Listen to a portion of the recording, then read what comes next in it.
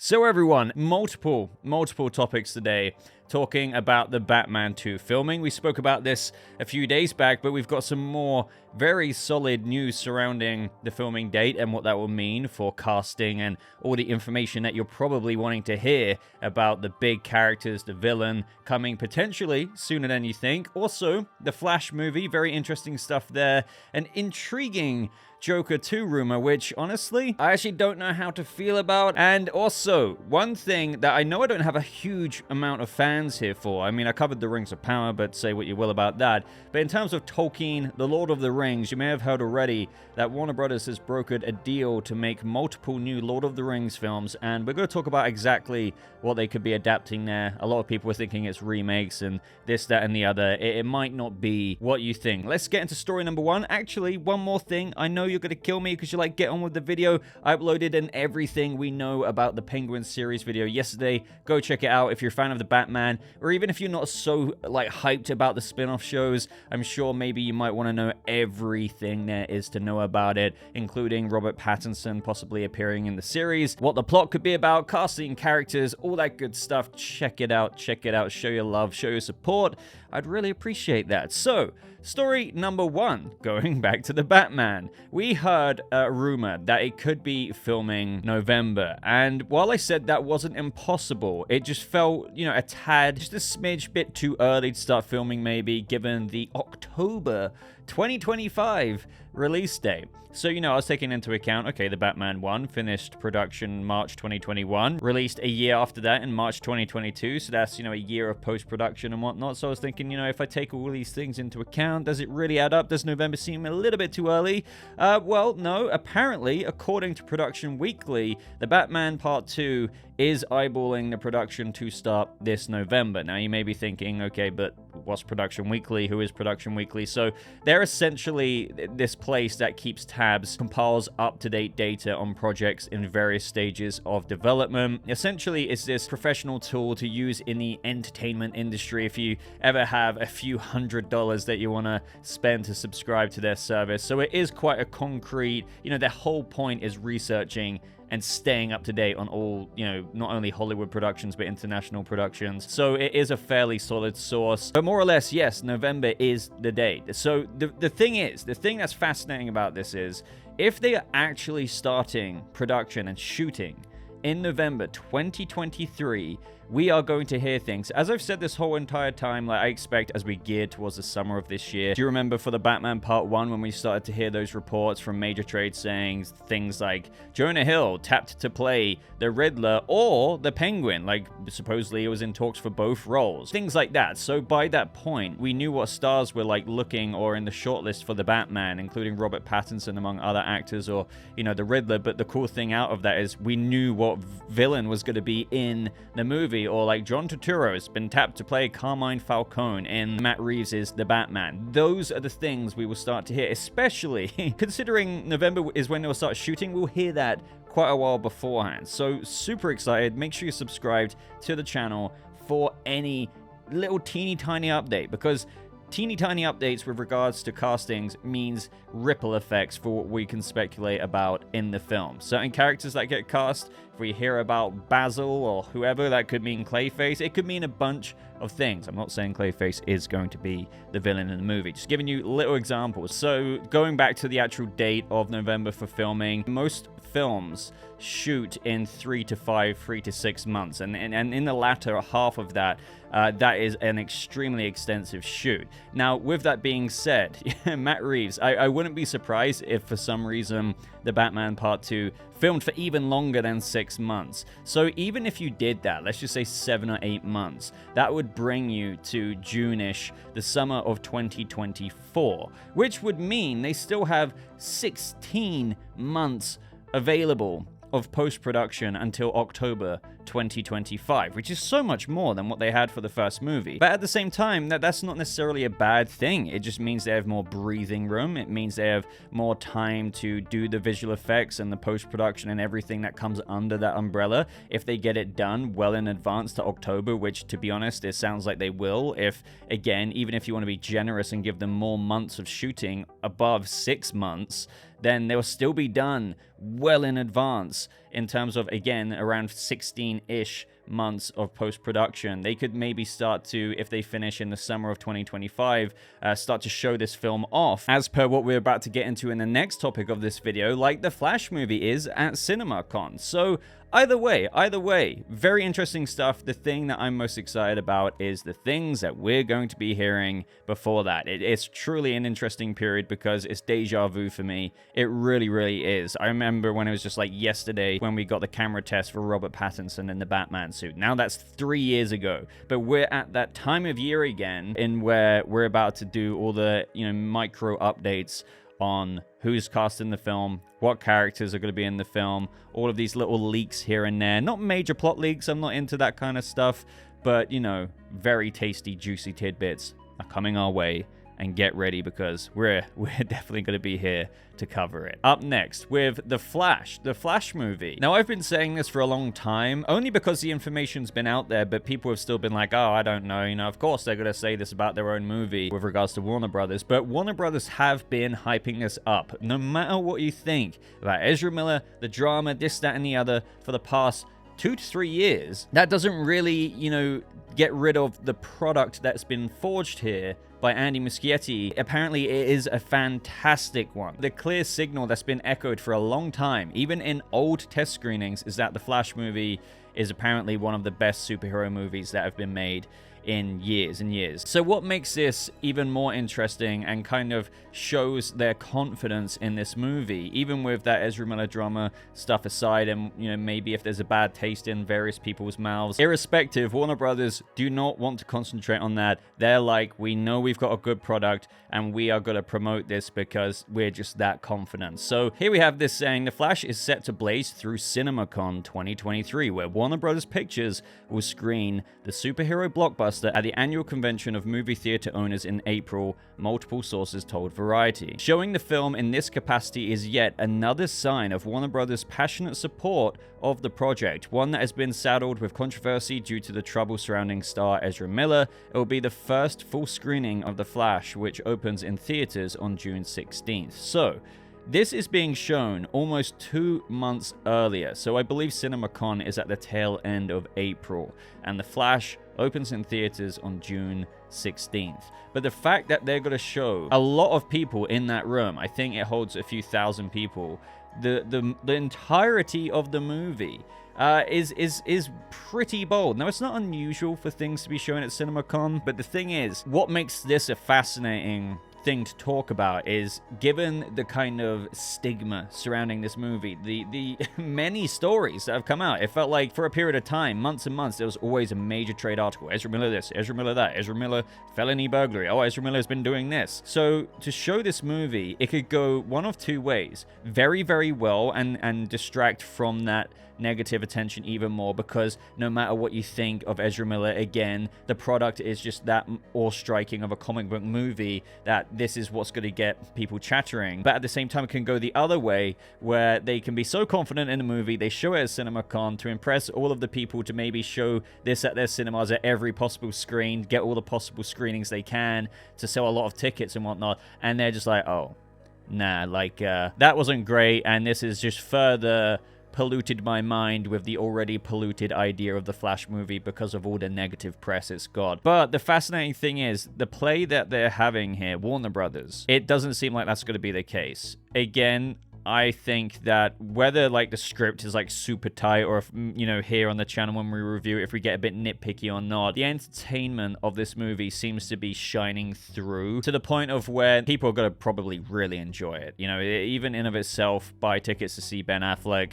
Michael Keaton's Batman again, and who God knows what else that they've put in the movie. If this CinemaCon screening goes well, almost 2 months before the theatrical date, there's going to be even more buzz. There's almost going to be a month and a half or so of articles and all of these buzzy vibes saying the movie is already getting crazy attention from those who have already seen it, even before early screenings for reviewers and whatnot. So yeah, just wanted to talk about that. It's just a little mini update in that Warner Brothers are so passionate about the Flash movie in terms of the product that has been made by Andy Muschietti, in that they think it's going to be so successful that they're screening it in April compared to its June theatrical release date, when most of us are going to be seeing it. All right, so second to last story in this video, and this one is not a confirmed story. Interestingly, it's a rumor, but I thought I'd still put it in here. And because it is a rumor, I need to say, please take it with a grain of salt. The director reporting that insider Casey Walsh revealed on Twitter that Harley Quinn's backstory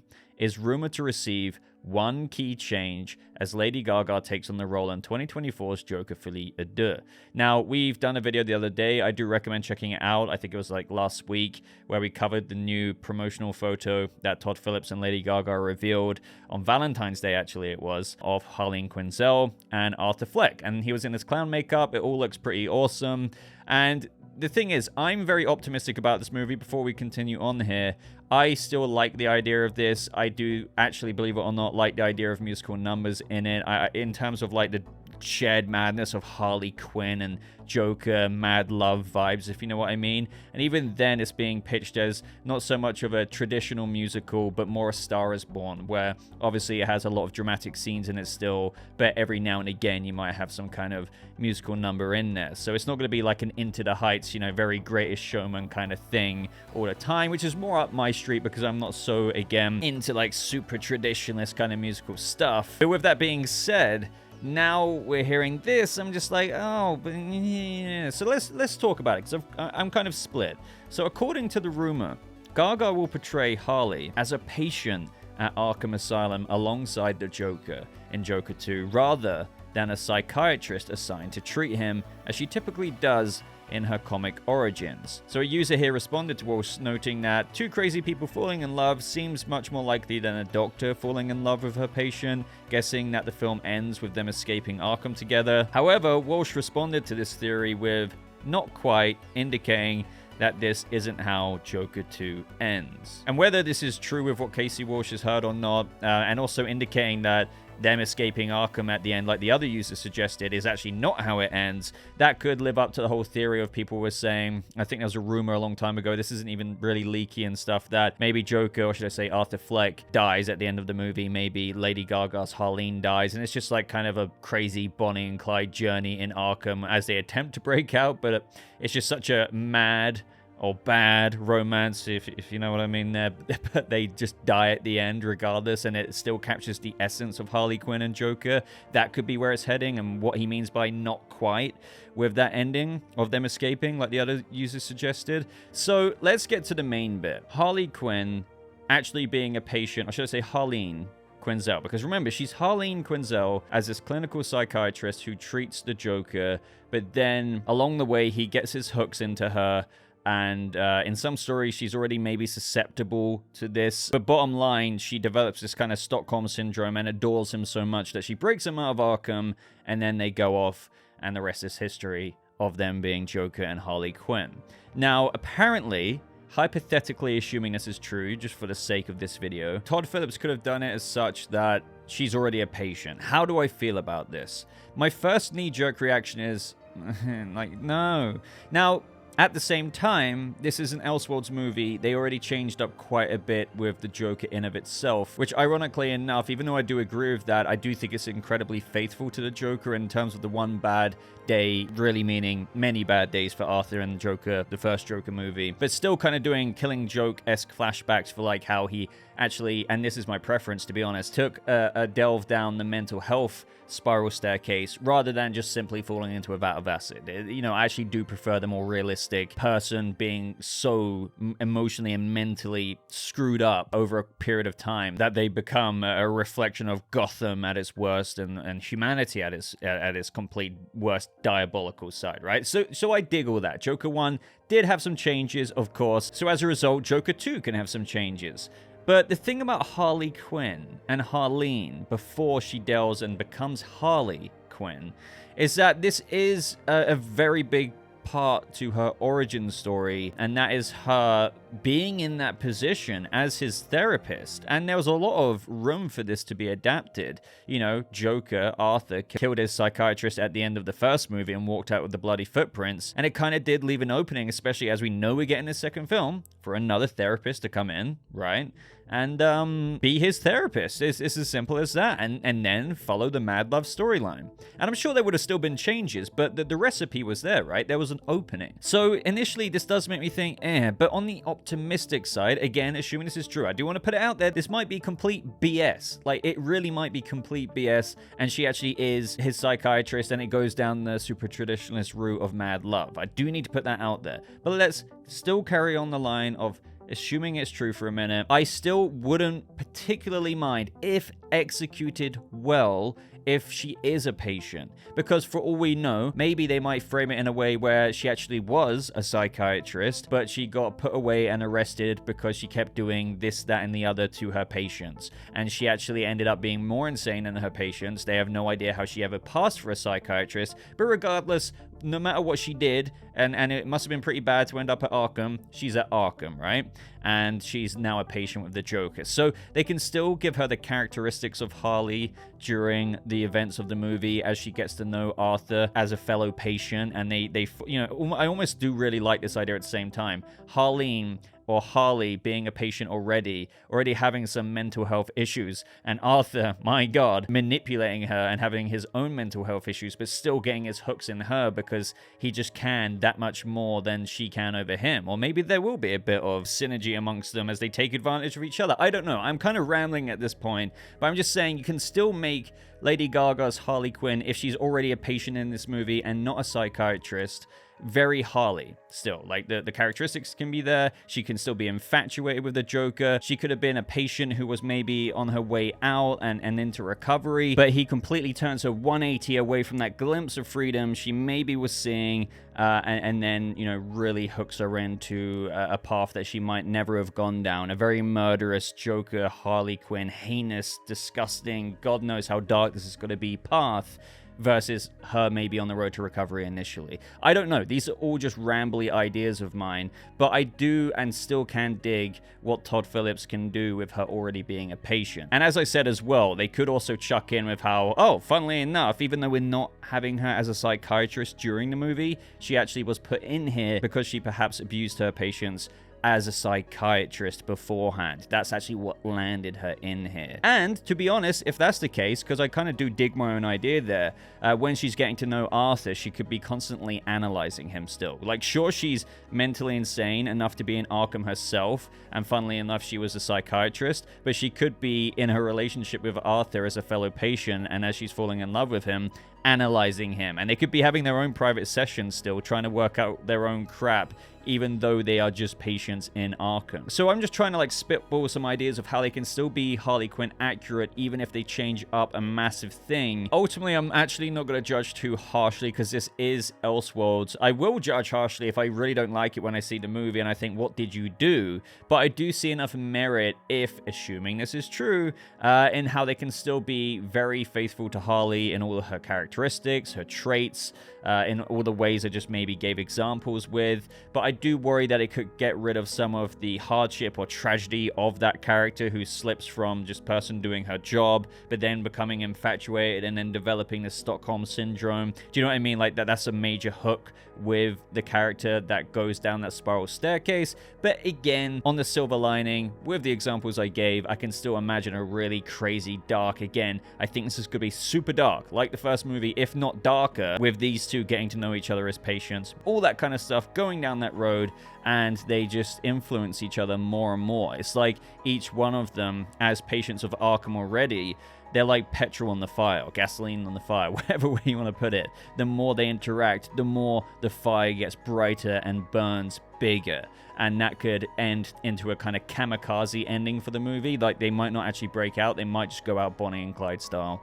I don't know. Let me know what you think of this. I've already got a feeling a lot of people are going to be like, screw this. If that's what they're doing, screw this. But I would say, even if that's your first knee-jerk reaction, hold your breath, maybe think, I still need to wait to see it. It could be still really cool, innovative, if you were, as I always say, on super traditionalist canon. Let me know your thoughts. But let's move on to the last story of today's video, and that is the Lord of the Rings. They are making new The Lord of the Rings movies, and a lot of people are naturally assuming, wait, so if they're making new The Lord of the Rings movies, does that mean they're actually remaking them? Well, that might not actually be the case. It's just that they might not be able to help themselves but use the branding of The Lord of the Rings, but rather it will be new movies set in that period of time, you know, under The Lord of the Rings, but not actually recreating the journey with the Fellowship, Frodo, Sam, going to destroy the ring. Now, with these new movies, this is what they've said about it, and this is what people are concluding with, okay, remake or not so much a remake. So, we understand how cherished these works are, and working together with our partners at New Line Cinema and Warner Brothers Pictures, we plan to honor the past, look to the future, and adhere to the strongest level of quality and production values. And Warner Brothers film bosses Michael DeLuca and Pamela Abdi signaled that they are not interested in a retread of what Jackson has already done, saying in their own statement, 20 years ago, New Line took an unprecedented leap of faith to realize the incredible stories, characters, and world of The Lord of the Rings on the big screen. The result was a landmark series of films that have been embraced by generations of fans. But for all the scope and detail lovingly packed into the two trilogies, the vast, complex, and dazzling universe dreamed up by J.R.R. Tolkien remains largely unexplored on film. The opportunity to invite fans deeper into the cinematic world of Middle-earth is an honor, and we are excited to partner with Middle-earth Enterprises and Embracer on this adventure. So, believe it or not, this doesn't mean they're remaking the movies that came out with Peter Jackson. What's more fascinating about this, as I see it on my screen right now, Amazon have the rights to the TV side of The Lord of the Rings, and so it has, the Rings of Power.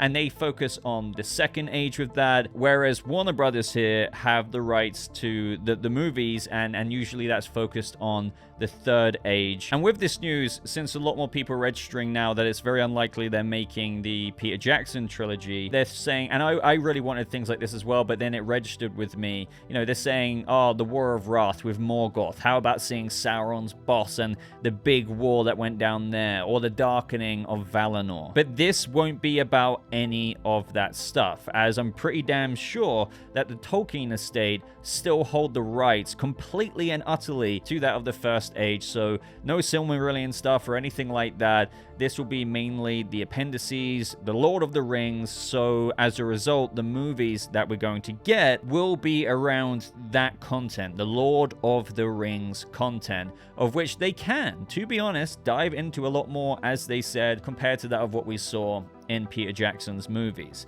And so, examples of this, as much as you might hate the idea of it, and you may have heard this before with what Netflix were looking into when they lost the TV rights bid war with Amazon, something like that of an Aragon, and a young Aragon series or movie. In this case, Warner Brothers want to do movies. So that is an example. Or maybe just insert your own example parallel to that, especially if you're a bit more knowledgeable about Middle-earth. With any of the characters, you go deep into the lore, maybe the Witch King, Angmar, and things like that. There could be a whole bunch of potential that they hone in on versus that of, let's see Frodo go to Mount Doom again. I think a lot of people would reject that. But the fascinating thing is now Amazon, with their TV rights to The Lord of the Rings, and Warner Brothers here, are directly in competition with one another. And I think that only breeds healthy things. It means better content, hopefully. But could Peter Jackson be involved in any of the Warner Brothers / New Line things that are going on here? So, maybe. This is what is being said. In a statement, Jackson and his Lord of the Rings partners, Fran Walsh and Philippa Boyens, noted they were aware of the latest development. Said the trio, Warner Brothers and Embracer have kept us in the loop every step of the way. That is fascinating. We look forward to speaking with them further to hear their vision for the franchise moving forward. And this is what they know as well, that makes it even more fascinating. Jackson previously noted that Amazon asked him to be involved on its Lord of the Rings TV show, the Rings of Power, but then they just didn't follow up. So this doesn't even say that Peter Jackson's going to be involved, but it's just fascinating. It's almost like he owns the franchise kind of thing. Even though he has nothing to do with this, they have kept him and his partners involved in the development process of this deal every step along the way. They've kept them in the loop, and they look forward to speaking with them further to hear their vision of the franchise. It's almost like they respect him so much that, they're going to consult him. And that's kind of what Amazon, again, if you remember, did with him before. They wanted him to be involved in some way, shape, or form with the Rings of Power. But then he never heard from them again. So this makes me think, well, again, now that there's competition between Amazon and Warner Brothers and whatnot, with the fact that they hold two different rights to the TV show side of things and the movie cinematic universe side of things, technically. Peter Jackson might be like, well, screw you, Amazon, especially with your Rings of Power adaptation. Hopefully, we're going to make some good stuff over here. And when Warner Brothers, they've kept me in the loop every single time, and when they call me again, like you didn't, well, I'm going to show up, and maybe I might direct one of their movies. Who knows?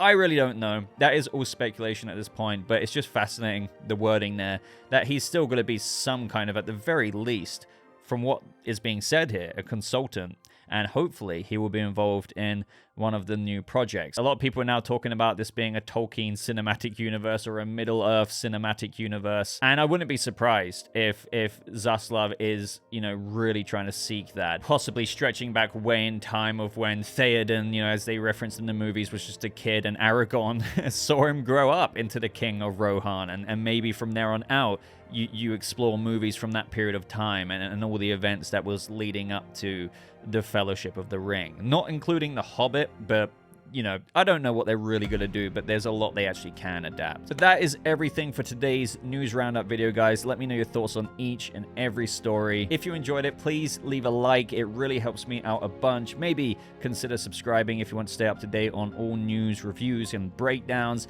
But until next time, ladies and gentlemen, thank you so much for watching. I hope you all have a lovely rest of your day, and I'll see you guys in the next video. Goodbye.